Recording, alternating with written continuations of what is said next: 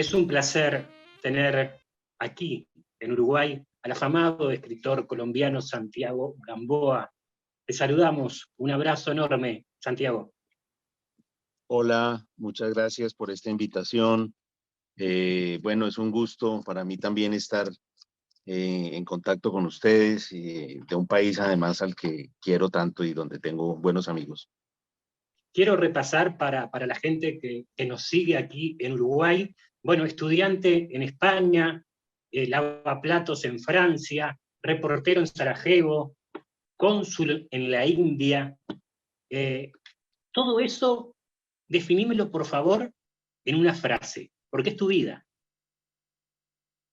Bueno, fíjate, son cosas que yo he ido viviendo siempre con la idea de que mi objetivo final era la literatura, eh, la independencia absoluta como persona, la independencia económica y la literatura. Lo que pasa es que, por supuesto, pues yo empecé muy joven con ese proyecto eh, y al principio pues tuve que hacer cosas, digamos, supremamente complicadas como eso, como lavar platos en un restaurante, pero no me arrepiento. Hoy pienso que es uno de los tesoros más grandes de mi vida, haber vivido todo eso.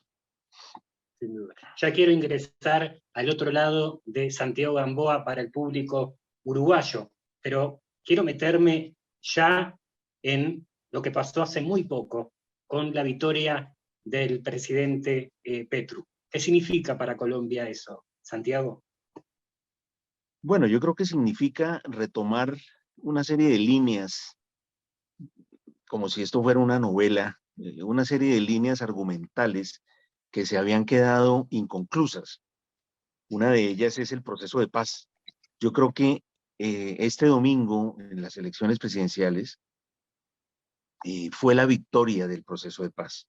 Fue un proceso de paz que se había quedado detenido en un plebiscito en 2016 en el que una parte mayoritaria de la población, convencida por la derecha colombiana, se pronunció en contra. Después hubo un gobierno que nació de ese no al proceso de paz, que es el gobierno de Iván Duque, un gobierno de ultraderecha, en donde también el proceso de paz estuvo, digamos, detenido, avanzando a muy baja velocidad y sobre todo pues con el gobierno en contra, poniéndole pues palos en la rueda. Pero el proceso de paz era una llama muy grande que se redujo, pero nunca se apagó. Entonces ahora es como si el proceso de paz hubiera ganado y la población colombiana del proceso de paz está ahora en el poder.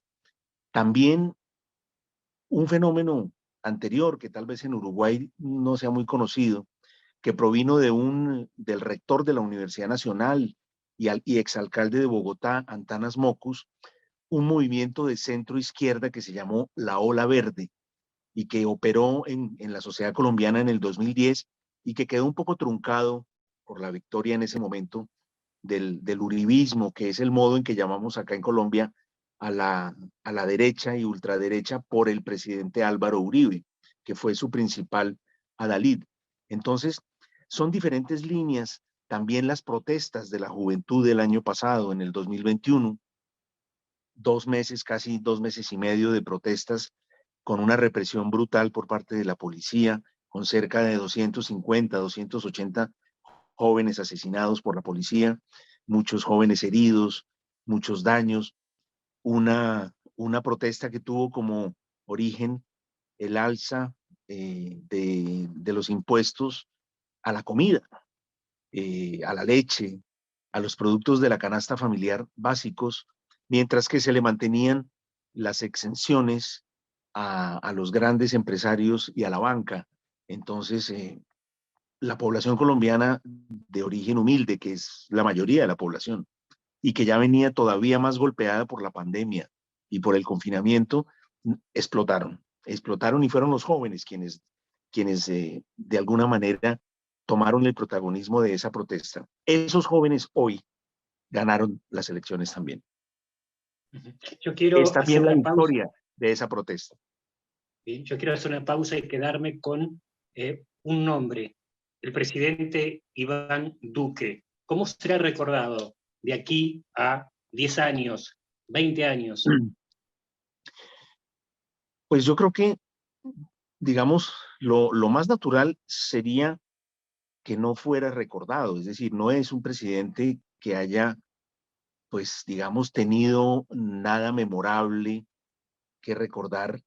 Tal vez lo único que se puede rescatar de su gobierno fue el manejo que su ministro de Salud hizo de los programas de vacunación de la pandemia, que aunque tardaron en llegar, fueron efectivos.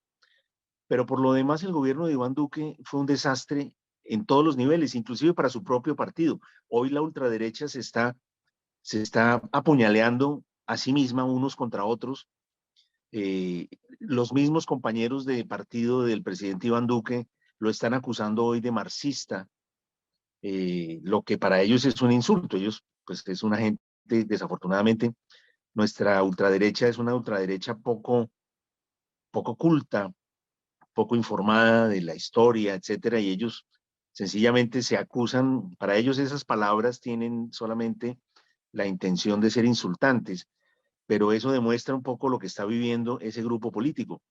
Y al mismo tiempo también Iván Duque, pues es por su forma de haber conducido de una manera absolutamente equivocada el destino de este país, pues es también responsable de la victoria de la izquierda, ¿no? Desde ese ¿Con punto de qué? vista, porque su gobierno fue un gobierno que mantuvo los privilegios a toda costa de una pequeña élite que es la que siempre ha estado en el poder en Colombia. Durante la pandemia fue muy claro, es decir, las ayudas económicas fueron mayoritariamente a empresas enormes que no lo necesitaban. Muchas de ellas inclusive devolvieron el dinero en previsión de que dentro de un par de años les van a hacer juicios y les van a hacer escándalos económicos. Eh, es decir, es un gobierno que no supo comprender el descontento de la juventud. Es un gobierno que no nunca entendió que Colombia era un país con 60-70% de gente viviendo en la pobreza.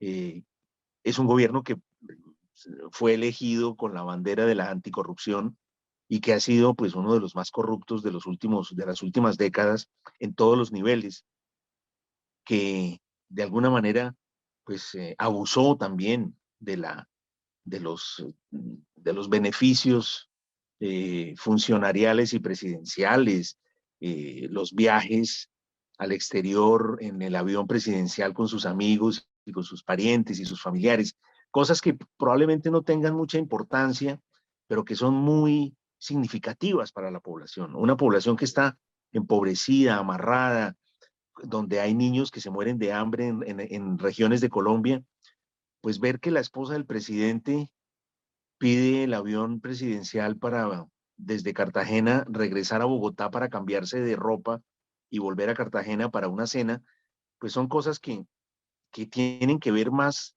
casi que yo diría, con la sensibilidad de los capos del narcotráfico, que con un presidente de un país como Colombia, ¿no? Santiago, ¿cuáles son los muros con los que se va a enfrentar el nuevo presidente de Colombia?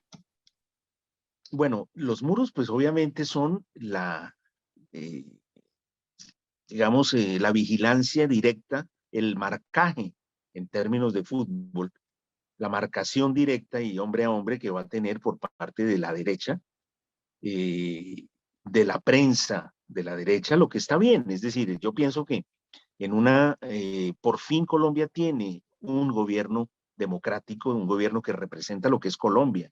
Cuando uno ve las personas que han ganado, Francia Márquez, una mujer de afrodescendiente, que proviene de las capas bajas de la sociedad, Gustavo Petro, que es un hombre también que proviene de las capas medias bajas de la sociedad, uno ve mucho más el rostro de este país. Esa Colombia blanca, eh, elitista y oligárquica, parece que se hizo a un lado, ¿no? Y los mismos colombianos se dieron cuenta de que su verdadero rostro era otro. Entonces, estas elecciones es como si Colombia se hubiera mirado al espejo y por fin hubiera visto su verdadera cara. Entonces, por supuesto, esa otra élite tiene mucho poder, tiene, por supuesto, una gran parte del comercio y la economía en sus manos y obviamente va a reaccionar en contra.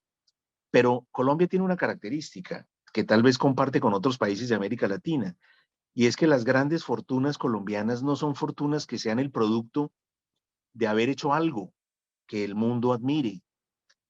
Bill Gates es millonario porque inventó Microsoft, que el mundo entero admira y utiliza, y por eso es millonario. En España, Amancio Ortega, el creador del grupo Zara, es millonario porque creó algo. Los de Colombia no han creado absolutamente nada. Lo que han hecho es el botín del Estado colombiano. Entonces, ellos son ricos porque son contratistas del Estado. Y, por supuesto, durante décadas, unos contratos y una forma de contrato abusivo, monopolio, o sea, de monopolios. Por eso todas las grandes familias de las, digamos, de lo que acá se llamaba la clase dirigente, tenían todas un político y un medio de prensa. El medio de prensa para apoyar al político y el político para obtener las prebendas comerciales.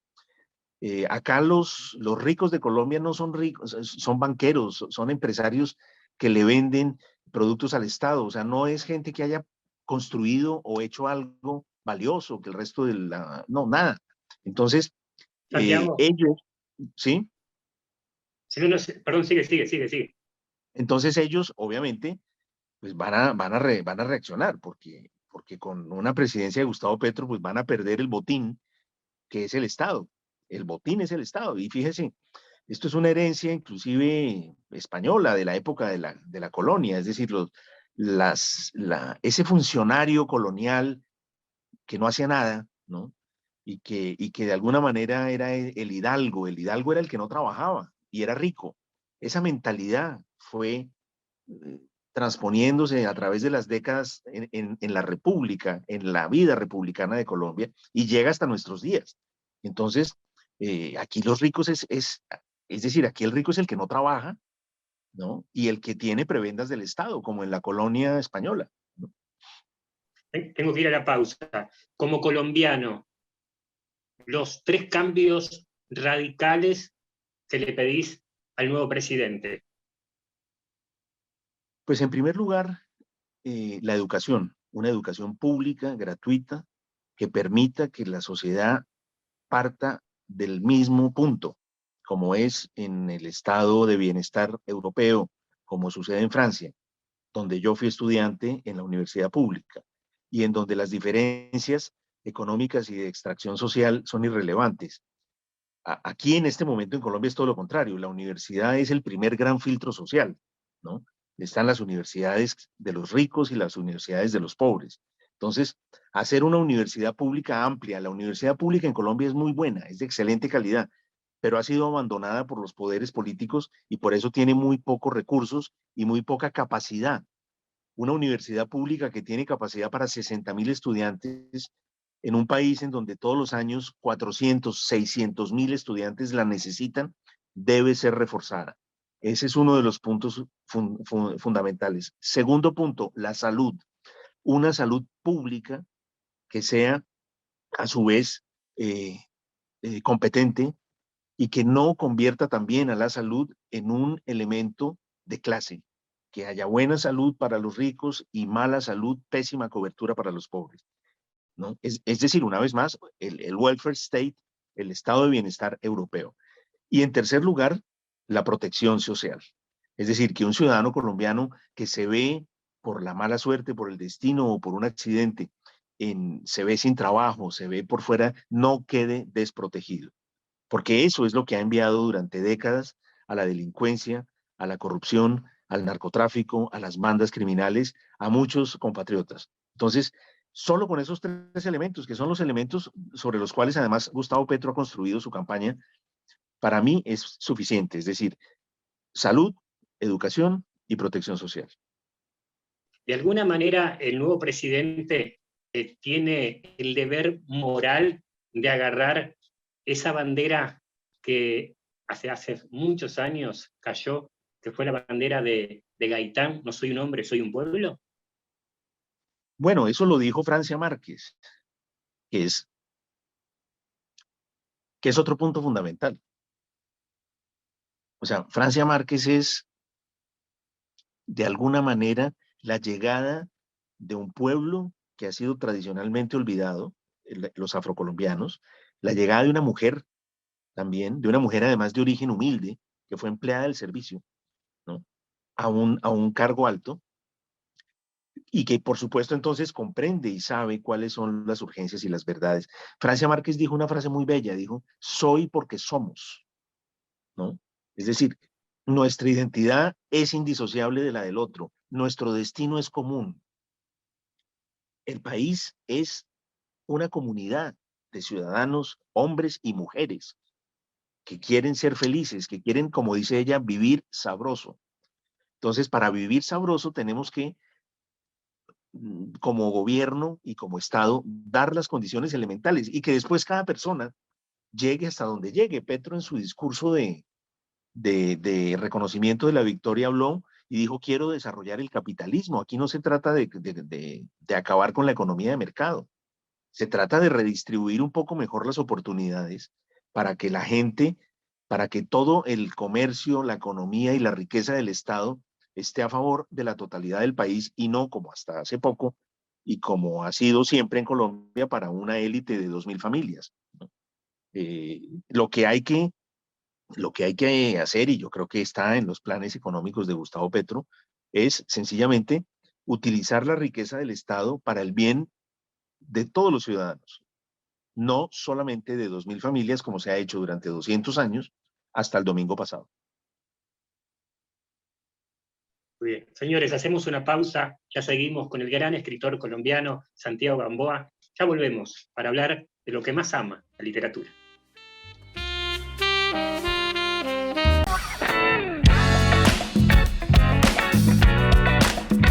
No se pierdan Último Bondi, una producción del colectivo Más Igualdad. Último Bondi. Míralo por Caras y Caretas TV. Si cada tanto te morís de espanto y casi miras como distinguido, si cada tanto acunas...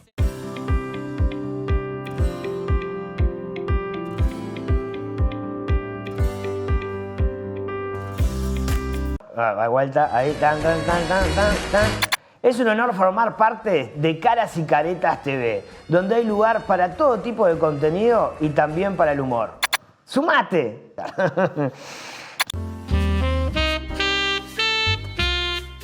Continuamos con el escritor Santiago Gamboa. Una vez te lo dije a través de las redes sociales, gracias por esa una de las novelas más lindas que leí en mi vida, que es El síndrome de Ulises. De corazón, muchas gracias. ¿Qué significó para vos escribir esa novela? Pues te lo agradezco mucho tus palabras. Mira, esa novela para mí fue como una especie de resurrección. Yo tenía, digamos, yo había vivido cosas muy duras, muy tristes. Es una novela que tiene mucho que ver con mi vida. Por supuesto, no es una autobiografía. Yo creo que solo escribe una autobiografía quien considera que su vida le debe importar a los demás, y no es mi caso. Pero sí utilicé elementos de mi vida para construir esa historia, entre otras cosas, porque lo necesitaba.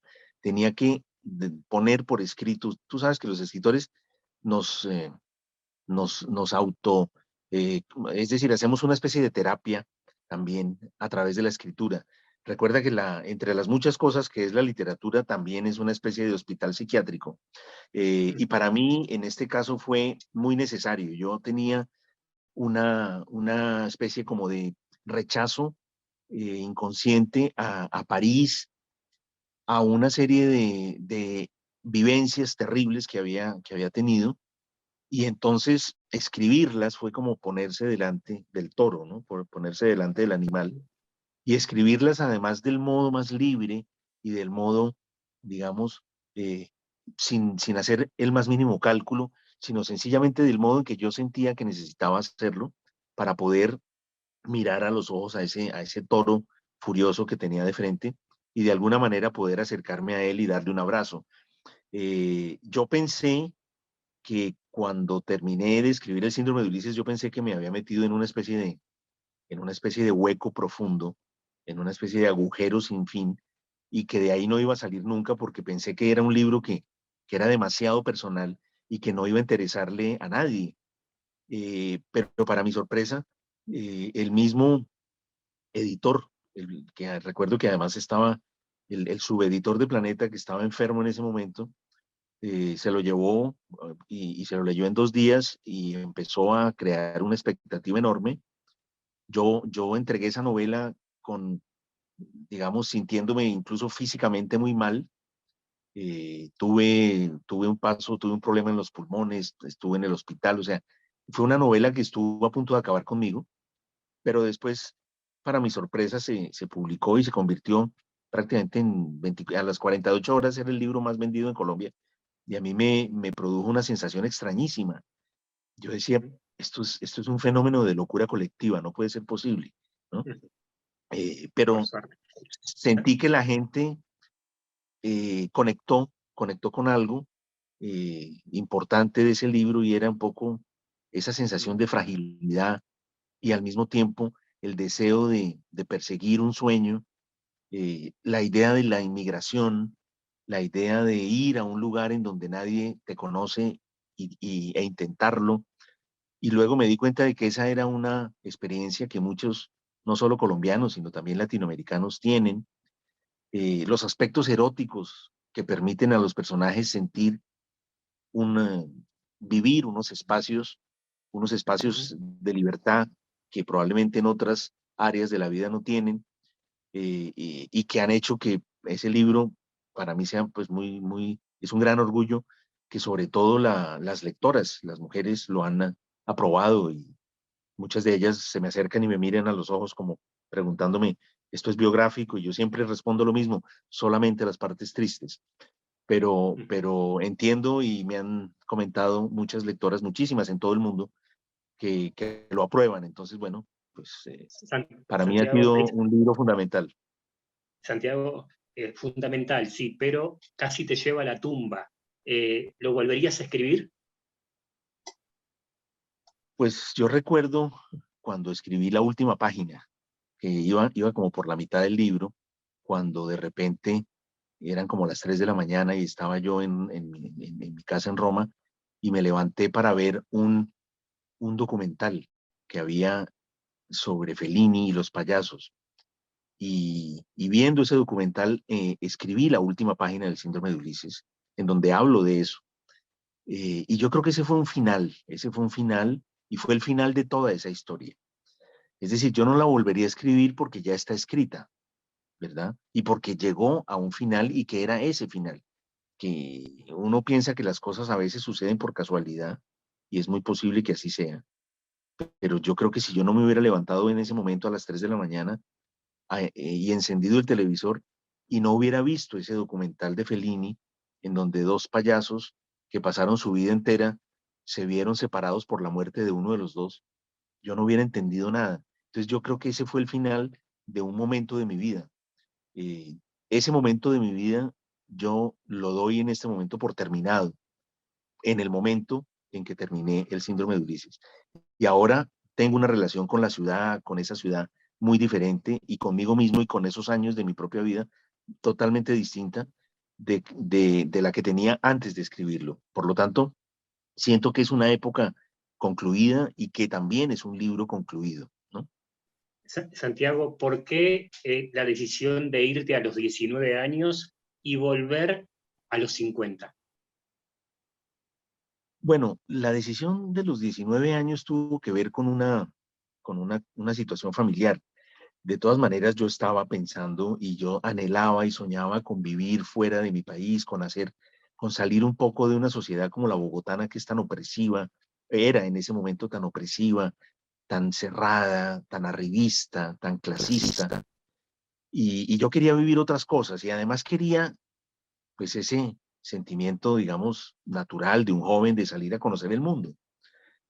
Todo eso se dio gracias a una situación familiar en la que mi padre y mi madre se fueron para Alemania a atender una invitación de la Universidad de Heidelberg para dar unas clases de historia del arte latinoamericano.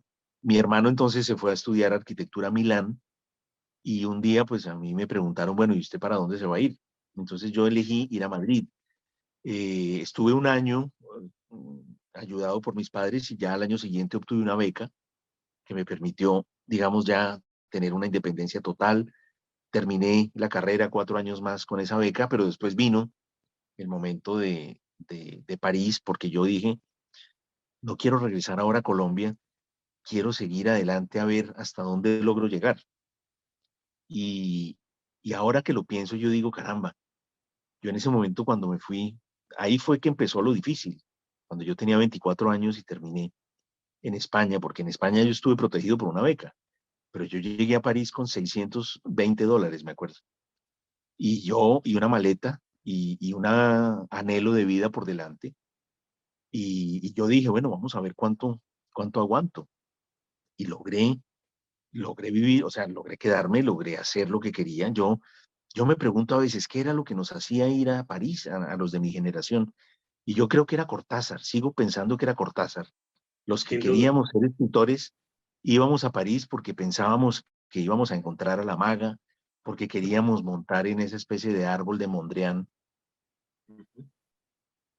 que es el metro de París, porque queríamos vivir esas experiencias. Eh, yo soy de la generación que adoraba Rayuela como si fuera un libro sagrado, que lo leíamos casi de rodillas, ¿no? Entonces yo creo que eso, y no solo eso, también yo, por ejemplo, fui muy lector de Henry Miller, que también me mostraba un París diferente. Desde el punto de vista de Henry Miller, Cortázar era un privilegiado, ¿no? Y Miller era prácticamente una especie de casi marginal. Y también me gustaba la vida de Hemingway, aunque esa era totalmente distinta. Y era, digamos, el punto en común de todos esos autores era París. El París de los latinoamericanos, el París de García Márquez en la Rue de Cujas, donde hoy en el hotel donde él escribió El coronel no tiene quien le escriba, hay una pequeña placa. El París bueno, el París en el que Carlos Fuentes, que siempre fue un hombre exquisito, pues vivió como embajador y que hoy tiene su tumba en el cementerio de Montparnasse, no lejos de la de Cortázar. El París de César Vallejo, es decir, es un París latinoamericano también, ¿verdad? Pero también después allá descubrí el París europeo, el París africano, el París asiático, y me di cuenta de que París era una especie de espejo en el que todas las culturas se miraban, ¿no? En ese París, si tenés que elegir, voy a ser radical, ¿con quién te gustaría ahora tomar un café? ¿Con Cortázar o con Henry Miller? Uno de los dos. Pues sí, pues obviamente por hoy sigo creyendo que me lo tomaría con Cortázar. Con Henry Miller preferiría tomarme un whisky, pero con Cortázar me tomaría un café y me gustaría caminar con él y oírlo, escucharlo, ¿no? Pero además de escucharlo, yo estoy convencido que te va a ganar el animal periodista que llevas en tus venas. Una sola pregunta para don Julio. Pues fíjate que a mí siempre me ha llamado la atención porque a Cortázar no le interesaba Asia, no le interesaba África. O sea, cuando uno lee la correspondencia de Cortázar y él cuenta un episodio, pues él se lo cuenta en unas cartas a uno de los episodios más traumáticos de la vida de él, que es el asesinato del Che Guevara. Él en ese momento está en Argelia, y no, en las cartas no cuenta nada de Argelia. No le cuenta, no sé, a los amigos, aquí hay tal tipo de comida, tal tipo de... También hay correspondencia desde Teherán, cuando él iba a Teherán a trabajar para la UNESCO, y no hay ningún tipo de comentario, está en una cultura diferente, en un país islámico, y eso parece que no le interesara en absoluto. Tampoco viajó nunca al Extremo Oriente, igual que Carlos Fuentes, y a Carlos Fuentes sí se lo pregunté, ¿por qué a ustedes no les interesaba Oriente? Y me dijo, no, porque para nosotros el Oriente se acababa en Estambul. El único que sí fue de ese grupo fue García Márquez, que fue una vez, pero no fue porque le interesara particularmente, sino porque lo invitó un grupo de escritores japoneses a Tokio. Y creo que Vargas Llosa ha ido un par de veces, pero bueno, Vargas Llosa es otro tema. Él va como si fuera un expresidente a todas partes. Pero como escritor, como escritores, curiosamente, entonces yo le preguntaría a Julio, ¿por qué no te interesa? O sea, ¿qué piensas del resto del mundo, de Asia, de África? Claro, él es un argentino enamorado de Europa y del mundo anglosajón, que él conocía muy bien y que traducía.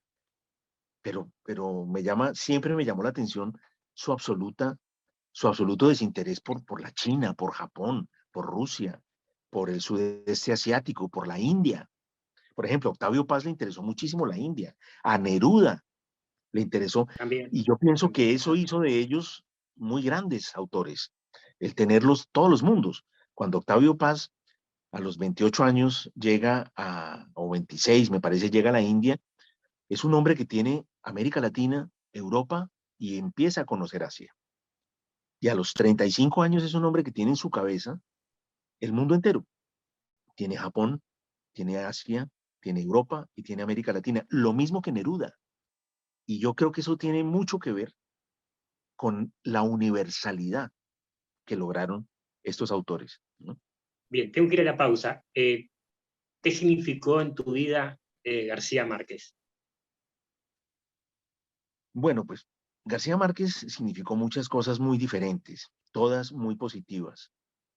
Primero, el gigantesco autor al que yo leía con una maravilla y con una, digamos, con una admiración eh, infinita y que me parecía realmente un milagro de la literatura. Después, el hombre también, la persona siempre comprometida con los problemas de Colombia, de América Latina, lo que él llamó en su discurso del Nobel la soledad del poder, la soledad de América Latina, perdón. La soledad del poder es uno de los temas de su obra, pero él habla es de la soledad de América Latina, que tiene que ver con su mirada política de una América Latina abandonada, de una población que no está representada en sus poderes, porque era una época en la que casi todos los países, Uruguay, Argentina, tenían o estaban padeciendo dictaduras. Eh, ese García Márquez también me parece admirable. Luego, en lo personal, tuve la suerte de conocerlo, eh, de hablar con él muchísimo, de tener muchas conversaciones sobre muchos temas y de tener ese recuerdo. Es decir, yo recuerdo que una vez llegué a mi casa en Bogotá. Yo ya vivía en Europa, por supuesto, pero en uno de mis viajes a Colombia, volví a la casa y me dice mi madre, me dijo, Santiago, te llamó García Márquez. Y estaban mi padre y mi madre como sentados los dos en el sofá, como, como si estuvieran, no sé, como esperándome para darme la mejor noticia del mundo, como si me hubiera ganado la beca Fulbright. Y la frase era, te llamó García Márquez, ¿no? Claro, es que para un colombiano, supongo, para un latinoamericano, tener una conversación por teléfono con García Márquez ya era una locura. Yo lo conocí personalmente, estuve con él en varios países. Salman Rushdie, en sus memorias, dice que nunca lo conoció, pero que habló solamente una vez por teléfono con él. Y dice Rushdie, con esa admiración que él le tiene, dice, para mí fue como haber hablado por teléfono con Dios, dice Salman Rushdie en su libro Joseph Anton. Y uno sentía, yo recuerdo que yo sentía cuando hablaba con García Márquez, primero que todo, que hablaba con un escritor. Porque he conocido otros escritores con los que uno no tiene la sensación de estar hablando con un escritor, sino con una especie como de ministro o de persona que está por encima de los demás. García Márquez era siempre, incluso cuando estaba en lo más alto, bueno, él siempre estuvo en lo más alto de su obra, decía, yo sentía que estaba hablando con un escritor. Dejas de ser periodista, dejas de ser escritor y te transformás en un atracador de libros.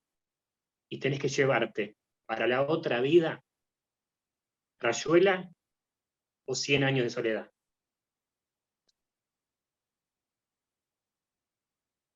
Fíjate que hoy creo que me llevaría 100 años de soledad, porque después de haber sido tan amante de Rayuela, de haberla vivido en las comas, en los puntos y coma y en los puntos aparte, fíjate que le he encontrado algunas cosas que ya no me gustan tanto. Ujú. ¿Mm? Y que por supuesto no voy a mencionar porque me parece de mal gusto. Podría decir que hay una cierta mirada arrogante del, desde la cultura a las personas a las que se consideran incultas. Hay una frase terrible que le dice Oliveira a la maga. Le dice, es que vos no entendés porque vos estás en el mecano 1 y nosotros hablamos en el mecano 7. Y son cosas que hoy, en este momento, a mis 56 años, me producen como un cierto ruido en la cabeza. Mientras que yo leo frases de 100 años de soledad y recuerdo frases de 100 años de soledad y, madre mía, sigo deslumbrado, sigo absolutamente deslumbrado, como cuando José Arcadio II tiene que fusilar al mejor amigo de su padre, porque la orden le llega en un telegrama. Y él tiene que fusilar a su padre y tiene que decir algo.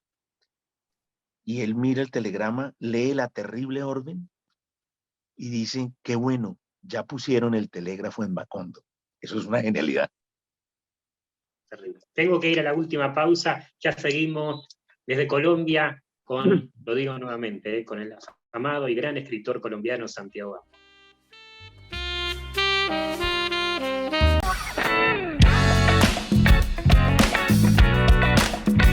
No se pierdan Último Bondi, una producción del colectivo Más Igualdad. Último Bondi. Míralo por Caras y Caretas TV. Si cada tanto te morís de espanto y casi miras como distinguido, si cada tanto acunas...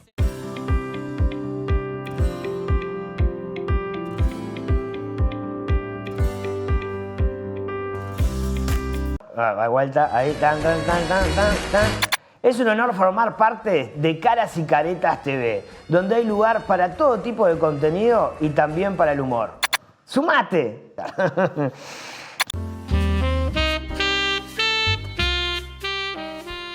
En estos últimos minutos quiero hablar de la vida misma y también un poco de la literatura uruguaya. Muy bien. Bueno, ¿Qué yo te dice tengo... la vida? No, pues mucho, me dice mucho. Pues obviamente, digamos que las figuras más conocidas en el mundo pues son recientemente, pues obviamente Mario Benedetti y Eduardo Galeano, pero yo tengo un gran amigo además y un escritor que quiero muchísimo y a quien encontré hace muy poco, que es Mario Delgado Aparaín, ¿no? Mario estuvo con nosotros aquí, en este programa. Bueno, Mario Delgado que estuvimos juntos conmemorando los 2 años de la muerte de Luis Sepúlveda, el escritor chileno, víctima del COVID, primera víctima del COVID en Asturias y primera víctima de la literatura por el COVID. Mario y Luis publicaron un libro muy, muy, muy bello, muy divertido, muy juguetón, que se llama Los peores cuentos de los hermanos Grimm. Y Mario fue conmigo y con otro grupo de autores de diferentes países de América Latina. Fuimos como una especie de grupo de amigos en torno a la literatura vista como eso, vista como una actitud, más que como una disciplina, como una actitud de vida, juguetona, muy militante, de buen humor, ¿no? Y Mario fue entonces un gran compañero que me hizo, entre otras cosas, leer también a otro escritor uruguayo que murió hace no mucho y que yo admiré sobre todo recuerdo haber leído solamente un gran libro que es Tomás de Matos, ¿no? Tomás de Que era Matos. muy amigo de Mario, que era muy amigo de Mario Delgado y a quien conocí también personalmente, a Tomás, en el Festival Iberoamericano de Literatura de Gijón. Entonces, pues, digamos que de la literatura uruguaya tengo esa digamos, un poco esas miradas, personas más cercanas, autores a los que nunca conocí. Alguna vez por ahí vi a Eduardo Galeano en una caseta de la Feria del Libro de Madrid firmando libros, siempre como con un gesto como entre malgeniado. A mí yo ya era escritor cuando él estaba todavía en activo y siempre me pareció un tipo como al que me daba como miedo acercármele porque era una persona como muy malgeniada. Y Benedetti me parece como el bueno, el bonachón. Y por supuesto, pues para mí el gigante de la literatura uruguaya es Juan Carlos Onetti, ¿no? Eso para Onetti. mí tiene, sí, claro, eso. Yo tengo toda su obra, toda, Ujú, absolutamente toda, y la tengo además en primeras ediciones, la gran mayoría, ¿no? ujú. Así que bueno. Y en este momento se me escapa, pero tú me vas a ayudar. Leí, por recomendación de Héctor Abad Faciolince, la poesía de, ay, pero se me escapa el nombre, de esta mujer que tuvo una relación muy cercana con Onetti, una poeta uruguaya que fue Ah, sí, tal vez sí, claro. Vilariño, Idea esa, Vilariño. Ida Vilariño también, Ida Vilariño quisiera mencionarla también como una gran poeta a la que leí, como te digo, por recomendación de mi compañero y amigo Héctor Abad, y que me hizo, por supuesto, también pues ver ese otro aspecto que es poesía, que yo también cuido mucho y me gusta leer, pienso que un novelista debe leer poesía. Los poetas llegan a lugares a los que nosotros los novelistas jamás, ni en los sueños más enloquecidos, lograremos llegar. ¿Cómo te llevas con la crítica, Santiago? ¿Te importa, no te importa? Pues fíjate que yo creo que en el caso de Colombia, no, sí, a mí me gusta la crítica, una de las cosas que yo más echo en falta es que en mi generación no hay críticos. En mi generación en Colombia, y bueno, para hablar solamente de lo que más conozco, que es mi propio país y su literatura, nosotros tenemos, pues, yo qué sé, te hablo de una generación que puede ir desde Laura Restrepo, Piedad Bonet, Fernando Vallejo, más o menos hasta autores más jóvenes que yo, como Juan Gabriel Vázquez, Carolina Sanín, Margarita García Roballo, y en mi generación, pues Mario Mendoza, Pilar Quintana, eh, Héctor Abad Faciolince, Jorge Franco, ¿no? Pero si algo falta en esta generación es justamente una persona o un grupo de personas que hagan crítica literaria de una manera, digamos, más allá del reseñismo, porque el reseñismo, pues eso todos lo hemos hecho alguna vez en la vida, pero eso es un fenómeno pasajero. Pero aquí en Colombia, la generación anterior, la de Moreno Durán, Oscar Collazos, Fanny Huitrago, etcétera, ellos sí tuvieron críticos como Juan Gustavo Cobo Borda, como Rafael Gutiérrez Girardot. Es decir, hubo personas que se encargaron de llevar adelante un pensamiento crítico propio y que se alimentaba también de las obras literarias que estaban en su entorno más cercano. Es decir, ellos tuvieron más suerte.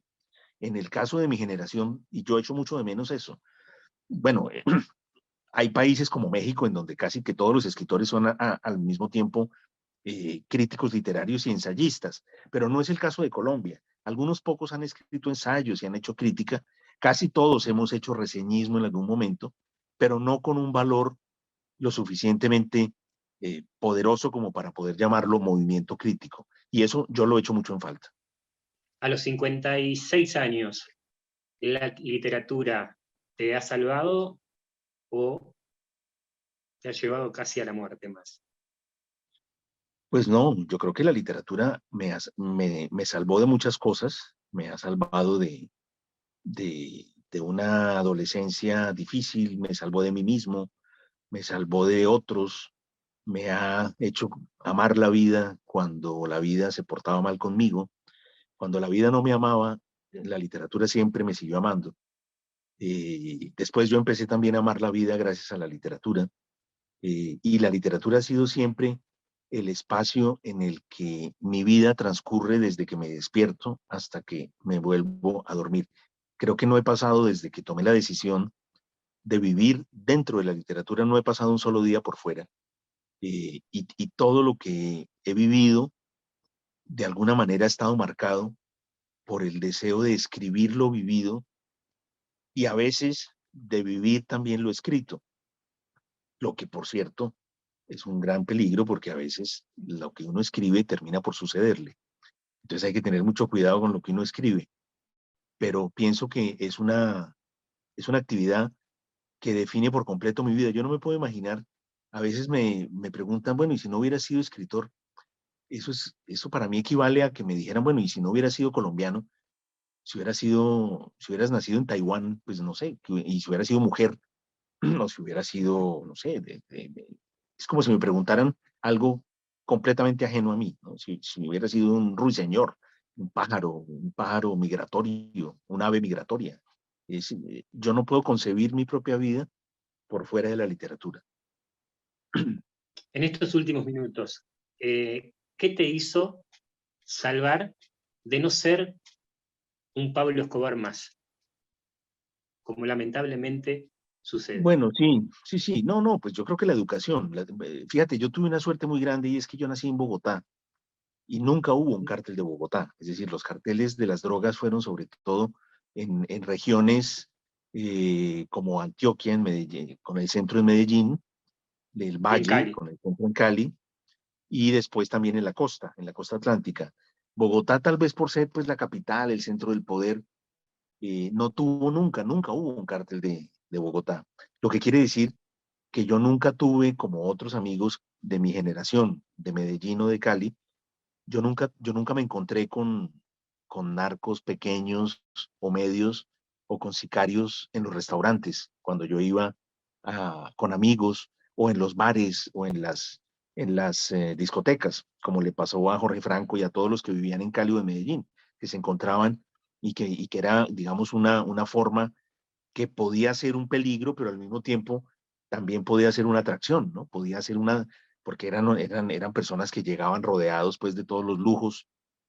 En mi caso no, en mi caso, eh, y en el caso de los bogotanos, de los escritores de Colombia que somos de Bogotá, tuvimos esa gigantesca suerte de no haber tenido un contacto tan directo con ese mundo, aunque sí las consecuencias, pues por supuesto las compartimos con el resto del país, porque cuando el narcotráfico asesinó al director del periódico El Espectador, Fidel Cano, lo asesinó en Bogotá. Cuando le pusieron una bomba al periódico El Espectador, del que yo soy hoy columnista, y se la puso en Sí, Bogotá. sí. Cuando asesinaron al ministro Lara Bonilla, ministro de Justicia, lo asesinaron a 3 cuadras de mi casa. Entonces, por supuesto que las consecuencias sí las vivimos en Bogotá, pero no la vida cotidiana directa. Y, y eso sumado pues al hecho de que pues yo soy hijo de profesores universitarios, de una clase media, digamos, intelectual, pues por supuesto me blindó por completo de esa experiencia. La última pregunta. La vida te castiga y te transforma en el presentador de este programa. Vos que conocés como nadie a Santiago Gamboa, la gran pregunta de tu vida. A que nadie se animó a hacerte. Pues fíjate, yo a veces pienso en ese muchacho de 19 años que se fue de Colombia con ganas de ser escritor, soñando con vivir su vida entera en torno a los libros que iba a escribir y que quería leer. Y a mí me gustaría encontrármelo un día en un parque. Y yo le preguntaría a ese muchacho si está conforme con lo que yo soy y si acepta de alguna manera lo que yo hice. Y me quedaría muy atento esperando su respuesta. ¿Y Pero cuál su sería, respuesta, cuál sería la respuesta? ¿Cuál te imaginas que sería la respuesta de ese pibe de 19 años que un día decidió jugarse simplemente por lo más hermoso que hay en la vida, que es un sueño? ¿Qué te diría ese pibe ahora en una plaza de Bogotá? pues no sé, claro, yo quisiera creer que ese muchacho me va a aceptar, pero yo pienso que la juventud y la adolescencia son implacables y de alguna manera toda vida más allá de la juventud es una negociación y es un aceptar cosas que para un joven son inaceptables. La adolescencia y la juventud son, como te decía, son es decir, son insobornables. Y después la vida es un largo proceso en el que uno acepta muchas cosas. Y yo pienso que, si bien algunas de las cosas que yo he vivido lo satisfarían, me miraría con recelo sobre muchas otras, precisamente del modo en que ese joven, pensemos en Rimbaud, pensemos en el joven, cuando además es poeta, no hacen la más mínima concesión. Y vivir es hacer concesiones. Entonces yo creo que ese muchacho me miraría también con cierto, no con cierto desdén, pero sí con una actitud crítica, como el guardián entre el centeno, ¿no? Miraría al que los abandonó, porque en el fondo uno abandona a ese adolescente y se lanza a la vida adulta, y en esa vida adulta uno hace concesiones, uno de alguna manera también se deja sobornar por la vida, por los afectos, y hace cosas que ese muchacho jamás, jamás permitiría ni haría. Entonces yo creo que sería duro conmigo, a pesar de que aceptaría tal vez algunos de mis libros. Gracias por este encuentro. Si lo ves en alguna plaza de Bogotá, decirle gracias a ese pibe porque de alguna manera este Gamboa de hoy, de 56 años, ha regalado hermosas historias al Uruguay y a nuestra América. Un abrazo enorme, Santiago. Muchísimas gracias y un saludo muy fraterno a todos los lectores y amigos de Uruguay, del Cono Sur, y aquí en Colombia tendrán siempre un amigo. Muchas gracias, y muchas gracias además por el ejemplo y por la literatura de ese maravilloso país. Un abrazo, hasta muy pronto. Un abrazo.